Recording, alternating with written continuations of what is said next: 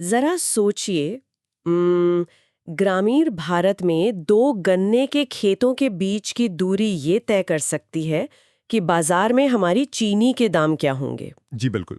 या फिर उड़ीसा में एक छोटे से माइक्रो चिप को प्रिंट करने की जो तकनीक है, वो सीधे हिंद महासागर में भू राजनीतिक ताकत को बदल सकती है।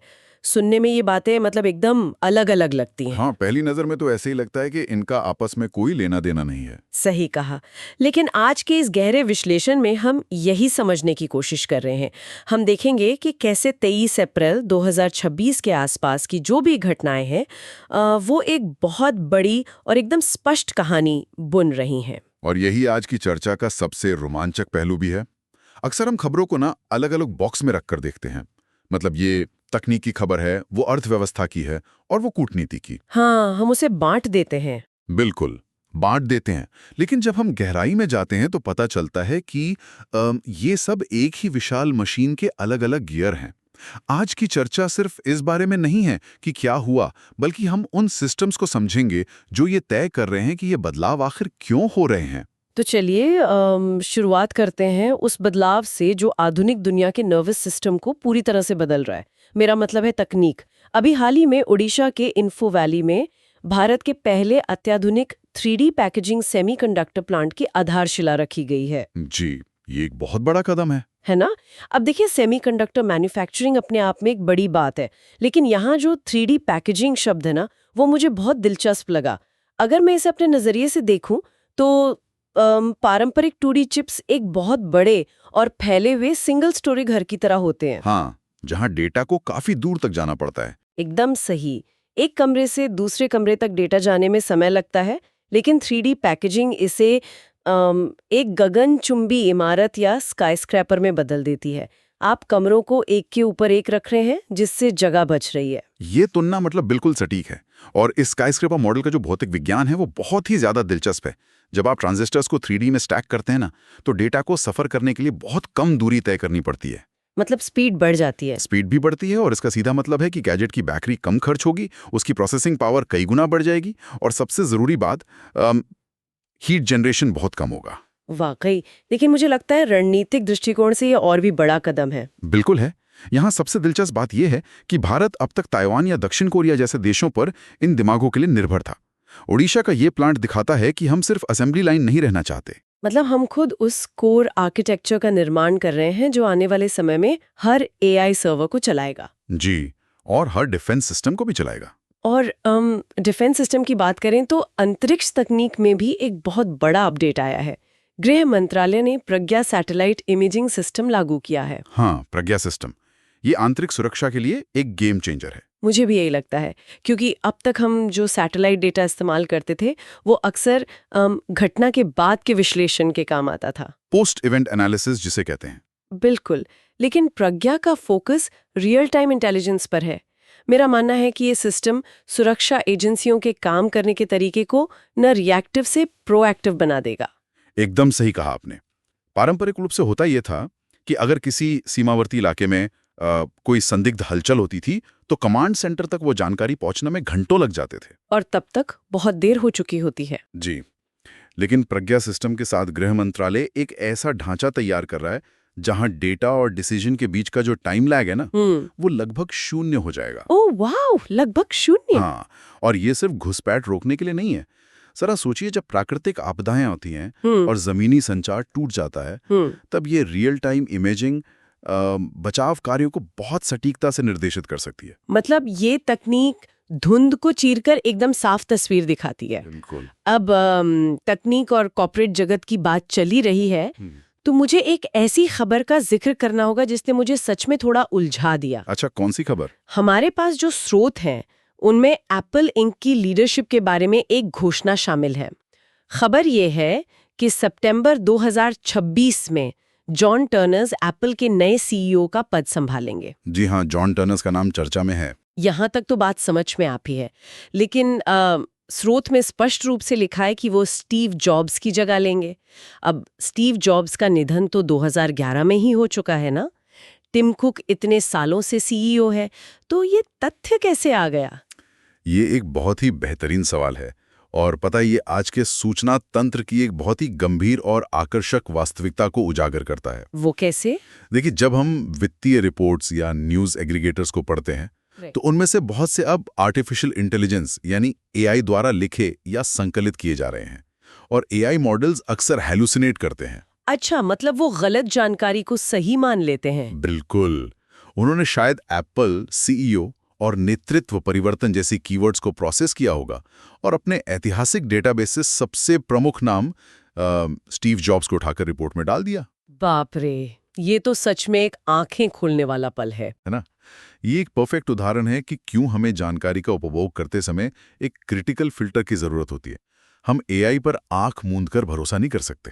बिल्कुल सही बात है। हम तकनीक पर इतना भरोसा करने लगे हैं कि ऐसी बुनियादी तार्किक गलतियां बड़े-बड़े प्लेटफॉर्म्स पर पब्लिश हो जाती हैं। खैर, अगर हम इस नेतृत्व परिवर्तन के असल प्रभाव को देखें, चाहे वो टिम कुक की जगह ही ले रहे हों, तो जॉन टर्नर्स हार्डवेयर इंजीनियरिंग के बैकग्राउंड से आते हैं। जी, उनका हार्डवेयर का बहुत मजबूत अनुभव है। तो क्या ये संकेत देता है कि एप्पल शायद अब सिर्फ सॉफ्टवेयर या सेवाओं पे फोकस नहीं करेगा, बल्कि एक बार फिर किसी क्रांतिकारी हार्डवेयर इनोवेशन की ओर लौट रहा है? आपका आकलन बहुत सटीक है। कॉर्पोरेट जगत में ना, लीडरशिप में बदलाव कभी भी सिर्फ एक व्यक्ति का बदलाव नहीं होता है। ये पूरी कंपनी की भविष्य की दिशा का संकेत होता है। मतलब वो आगे क्या करने वाले हैं उसका इशारा। बिल्कुल। एक हार्डवेयर विशेषज्ञ को टॉप पर बिठाने का सीधा मतलब है कि कंपनी मानती है कि अगली बड़ी छलांग किसी नए भौतिक डिवाइस से ही आएगी। शायद कोई बहुत उन्नत ऑगमेंटेड रियलिटी डिवाइस हो या फिर रोबोटिक्स के क्षेत्र में कुछ नया हो। ये तो आने वाला वक्त ही बताएगा। अब तकनीक के इस हार्डवेयर और सॉफ्टवेयर ढांचे से थोड़ा आगे बढ़ते हैं। अगर चिप्स और सैटेलाइट्स एक आधुनिक अर्थव्यवस्था का दिमाग और आंखें हैं, तो पैसा उस अर्थव्यवस्था का रक्त है। बहुत खूब कहा। और इस रक्त प्रवाह को सुगम बनाने के लिए हमारे वित्तीय नर्वस सिस्टम में भारी बदलाव हो रहे हैं। आरबीआई ने बार बार होने वाले इलेक्ट्रॉनिक पेमेंट्स के लिए एक एकीकृत ई मैंडेट सिस्टम लॉन्च किया है। जी, ई मैंडेट सिस्टम। पहली नज़र में तो ये एक साधारण सी खबर लगती है कि अब हमारे बिल पेमेंट्स आसानी से ऑटोमेटिक हो जाएंगे, लेकिन अगर हम गहराई से सोचें तो मुझे लगता है कि ये उपभोक्ता मनोविज्ञान में एक बहुत बड़ा शिफ्ट है। वो किस तरह से? मतलब ये लोगों को एक्टिव स्पेंडिंग, जहां आप सोच समझकर खर्च करते हैं, वहां से पैसिव कंजम्पशन यानी स्वतः खर्च की ओर ले जा रहा है। ये एक बहुत ही गहरा विश्लेषण है। ई मैंडेट सिर्फ ग्राहकों की सुविधा के लिए नहीं है, ये असल में पूरी अर्थव्यवस्था में सिस्टमिक लिक्विडिटी को सुनिश्चित करने का एक बहुत बड़ा टूल है। सिस्टेमिक लिक्विडिटी मतलब कैश का प्रवाह। हाँ, जरा सोचिए, जब करोड़ों लोगों के सब्सक्रिप्शंस, उनकी ईएमआई और यूटिलिटी बिल बिना किसी इंसानी दखल के तय तारीख पर अपने आप कट जाते हैं, तो कंपनियों के पास कैश फ्लो को लेकर एक निश्चितता आ जाती है। उन्हें पता होता है कि पैसा किस दिन आना है। बिल्कुल, इससे वे बेहतर निवेश कर सकती हैं। वहीं दूसरी तरफ, जैसा कि आपने कहा, यह उपभोक्ता के लिए पेन ऑफ पेइंग यानी पैसे खर्च करने के मानसिक दर्द को कम कर देता है। हाँ, क्योंकि हमें बार बार ओटीपी नहीं डालना पड़ता या पिन नहीं सोचना पड़ता। सही कहा। और इससे उपभोग बढ़ता है। यह डिजिटल इकोनॉमी का सबसे परिष्कृत रूप है। लेकिन पूंजी सिर्फ मुनाफे या उपभोग के लिए तो नहीं होनी चाहिए ना।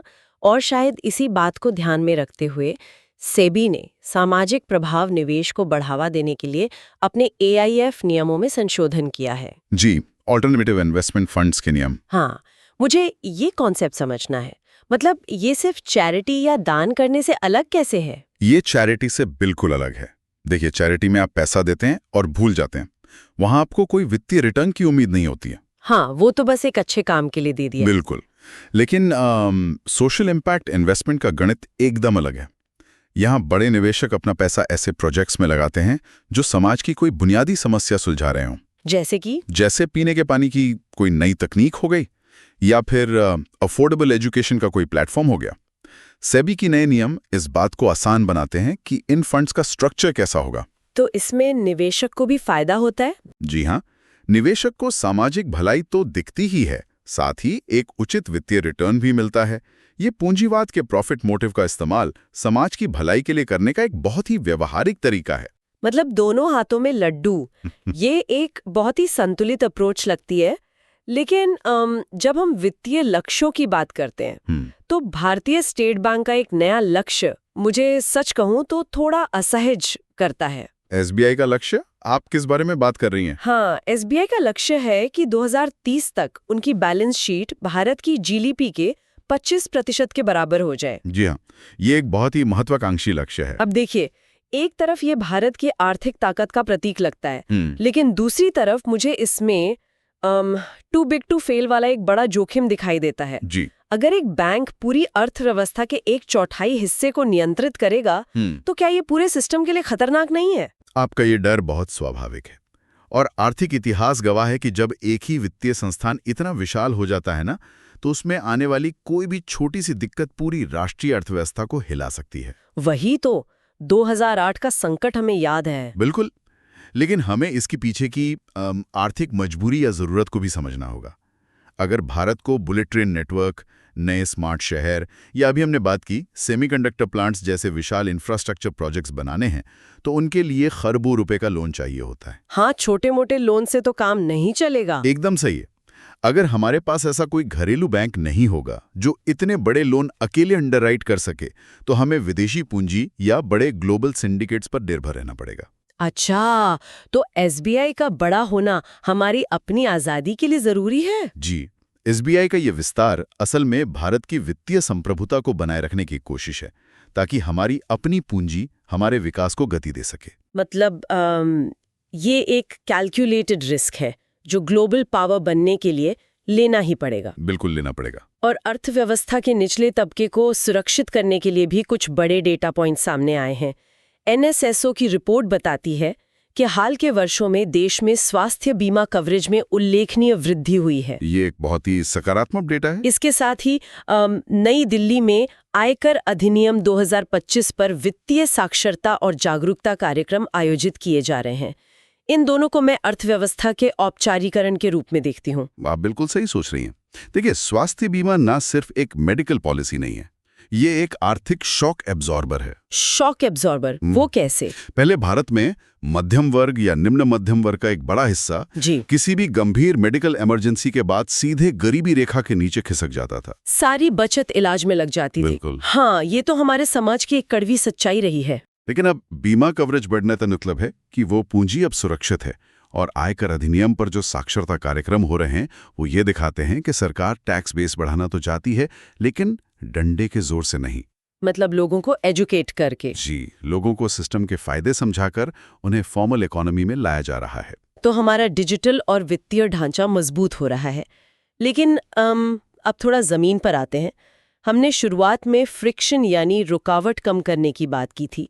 मुझे लगता है भौतिक बुनियादी ढांचा और व्यापार के जो आंकड़े हमारे सामने हैं वो सीधे इसी बात से जुड़े हैं। आप शायद पीएमजीएसवाई की बात कर रही हैं। जी हाँ, केंद्रीय मंत्रिमंडल ने ग्रामीण क्षेत्रों में सड़क संपर्क बढ़ाने के लिए पीएमजीएसवाई 3 योजना को मार्च 2028 तक बढ़ा दिया है। अब देखिए, ग्रामीण सड़कों का निर्माण कागज पर एक बहुत ही नीरस या बोरिंग विषय लग सकता है। हाँ, इसमें कोई ग्लैमर तो है नहीं। बिल्कुल, लेकिन ये लॉजिस्टिक्स के गणित को पूरी तरह से बदल देता है।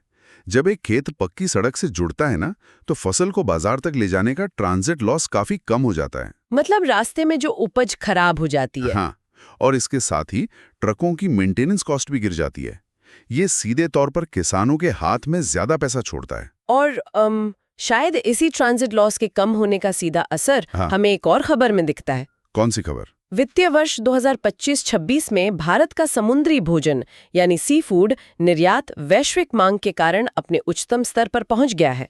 तो क्या मैं ये निष्कर्ष निकाल सकती हूँ कि जो सड़कें तटीय और ग्रामीण इलाकों में बन रही हैं, उसी के कारण जल्दी खराब होने वाला सी फूड अब सही समय पर एक्सपोर्ट टर्मिनल्स तक पहुंच पा रहा है? आपका ये निष्कर्ष बिल्कुल 100% सही है। वाकई? जी, सी फूड उद्योग ना पूरी तरह से कोल्ड चेन लॉजिस्टिक्स और गति पर निर्भर करता है। सड़क खराब होने पर अगर ट्रक 2 घंटे भी लेट होता है तो पूरा कंसाइनमेंट रिजेक्ट हो सकता है, क्योंकि वो खराब हो जाएगा। एकदम सही। तो निर्यात का ये नया रिकॉर्ड टूटना ये साबित करता है कि हमारा फर्स्ट माइल कनेक्टिविटी अब विश्व स्तरीय होता जा रहा है। उत्पादन स्थल से मुख्य सड़क तक का जो जुड़ाव है वो अब बहुत तेज है। अब यहाँ कहानी और भी रोचक हो जाती है।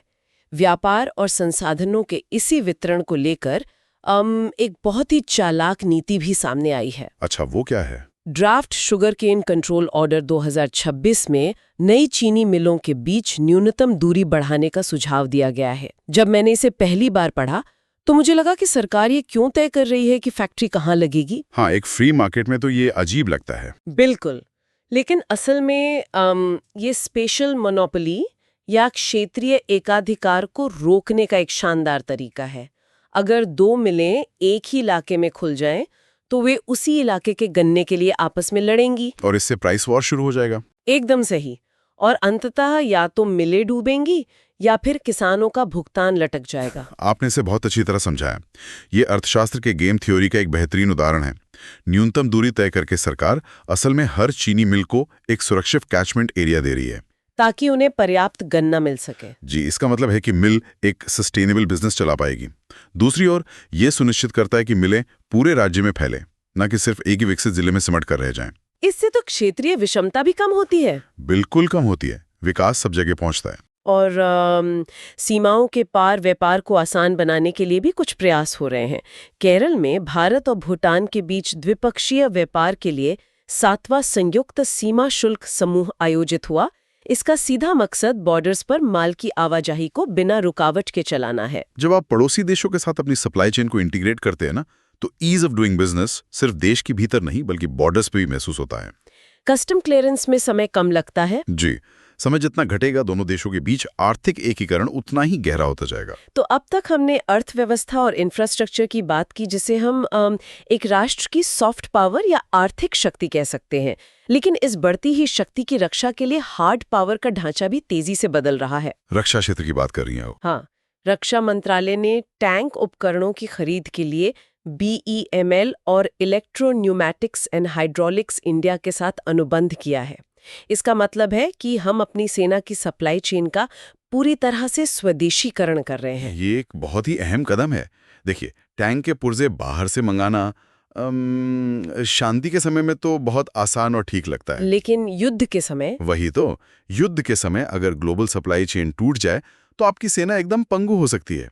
BEML जैसी घरेलू कंपनियों के साथ अनुबंध यह सुनिश्चित करता है कि संकट के समय में भी हमारे उपकरणों का उत्पादन और रिपेयर देश के भीतर ही हो सके।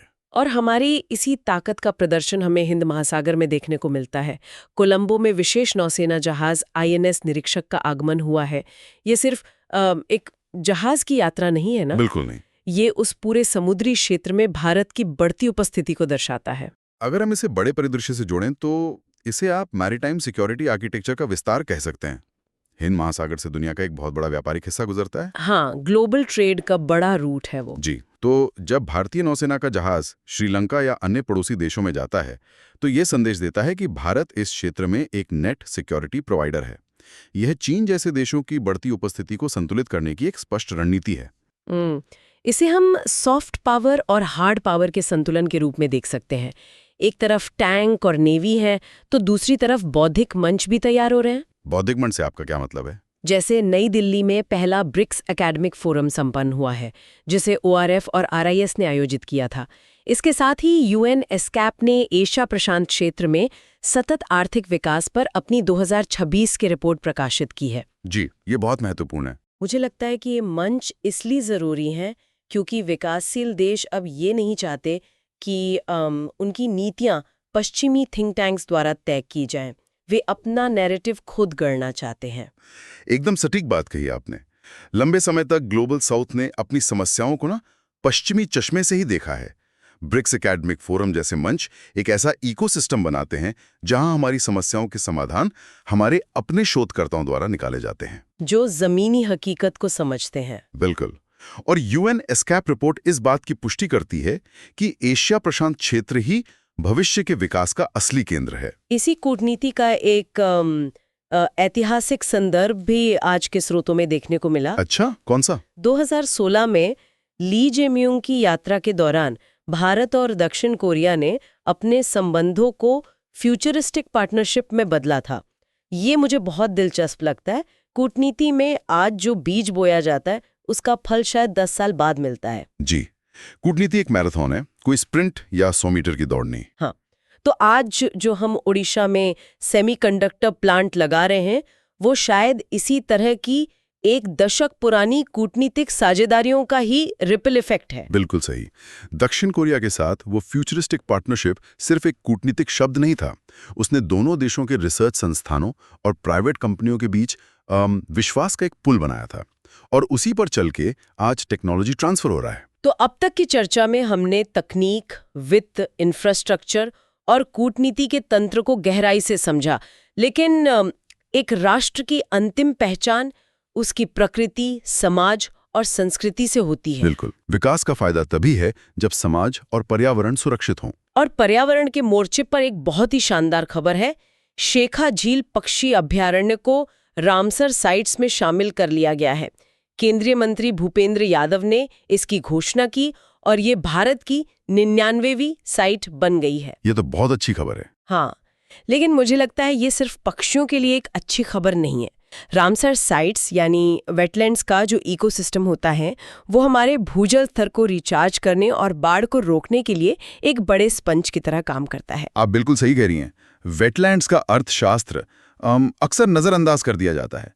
अगर आप एक शहर के पास के वेटलैंड को नष्ट कर देते हैं ना, तो आपको बाढ़ से बचने के लिए करोड़ों रुपए के कंक्रीट के ड्रेनेज सिस्टम बनाने पड़ेंगे, जो कि प्राकृतिक भी नहीं है। हाँ, और महंगे भी हैं। शेखा झील को रामसर का दर्जा मिलना ये सुनिश्चित करता है कि उस पूरे क्षेत्र का माइक्रोक्लाइमेट स्थिर रहेगा। ये इकोलॉजिकल इंजीनियरिंग का सबसे बेहतरीन और प्राकृतिक रूप है। वाकई। और जब हम पर्यावरण बचाने की बात करते हैं तो मुझे 2026 के गोल्डमैन पर्यावरण पुरस्कार की एक बात ने बहुत प्रभावित किया। उसमें इस साल क्या खास रहा? इस साल 6 महिला पर्यावरणविदों को सम्मानित किया गया है, जो इस पुरस्कार के इतिहास में पहली बार एक ऑल वुमेन समूह है। अरे वाह, ये तो एक ऐतिहासिक क्षण है ना? मैं बस ये समझने की कोशिश कर रही हूँ कि जमीनी स्तर पर यानी ग्रासरूट लेवल पर महिलाएं ही पर्यावरण संरक्षण का इतना मजबूत नेतृत्व क्यों कर रही हैं?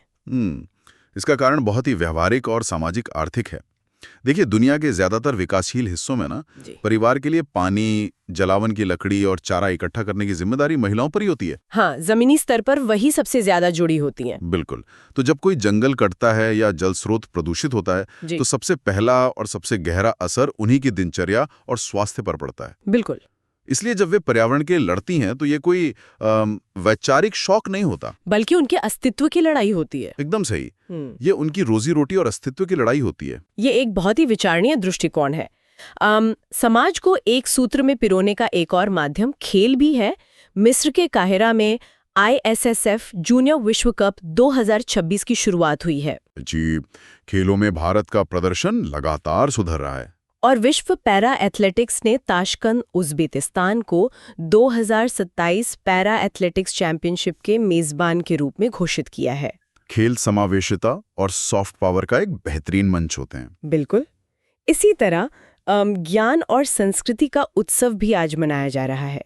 23 अप्रैल को अंग्रेजी भाषा दिवस और यूनेस्को द्वारा विश्व पुस्तक एवं कॉपीराइट दिवस मनाया जाता है। विश्व पुस्तक दिवस एक बहुत महत्वपूर्ण दिन है। हाँ, और जब मैंने कॉपीराइट शब्द पढ़ा ना, तो मेरा दिमाग वापस एप्पल वाली खबर पर चला गया, जहां AI ने स्टीव जॉब्स को फिर से CEO बना दिया था। हाँ, वो हेलुसिनेशन वाला वाक्य। हाँ, एक ऐसे युग में जहां AI सेकंडों में किताबें और लेख जनरेट कर रहा है, मुझे लगता है इंसानी रचनाकारों के इंटेलेक्चुअल प्रॉपर्टी राइट्स यानी बौद्धिक संपदा अधिकारों की रक्षा करना शायद इतिहास में सबसे ज्यादा चुनौतीपूर्ण हो गया है।